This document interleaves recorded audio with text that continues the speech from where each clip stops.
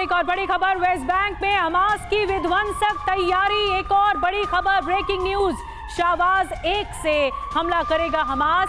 IDF पर anti tank weapon से हमला किया जाएगा। इजरायली टैंकों को बनाएगा निशाना। ईरान से हथियार मिलने की आशंका जताई जा रही है। ये आईडीएफ को लेकर ब्रह्मास्त्र है हमास का, जिसको लेकर आशंका है कि इजरायली टैंकों को टारगेट किया जाएगा सीधे सीधे इसके जरिए।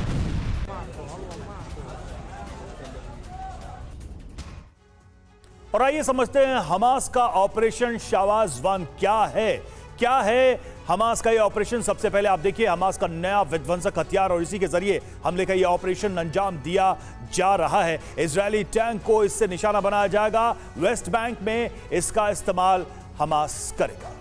जी हाँ, शाहबाज 1 कितना ताकतवर है अब आपको ये बताते हैं। एंटी आर्मर डिवाइस है ये, टैंक को तबाह करता है, 8 इंच के स्टील को भेदने में सक्षम होता है। अब इसका इस्तेमाल कहां?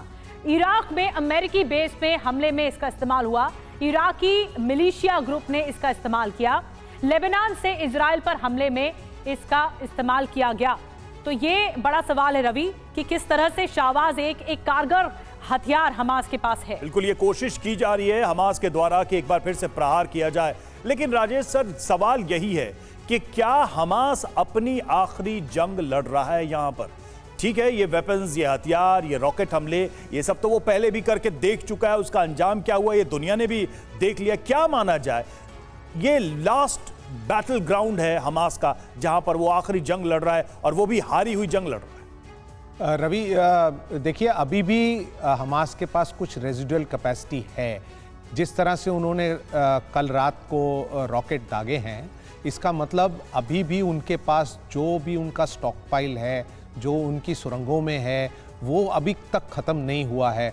और चिंताजनक बात यह है कि अगर वो नए एंटी टैंक वेपन ईरान से सप्लाई लेकर के और वेस्ट बैंक में एक और फ्रंट खोल दे तो इजराइल की मुश्किलें बढ़ सकती हैं। तो मैं ये मानना चाहूँगा कि ईरान को भी समझ लेना चाहिए कि अगर वो इस तरह से वेस्ट बैंक में एक फ्रंट इजराइल के लिए खोल देगा और आर्म्स की सप्लाई वहाँ जारी रखेगा तो उसके ऊपर भी डायरेक्ट अटैक हो सकता है। तो ये तो जंग जो है वो फैलने का जो डर है वो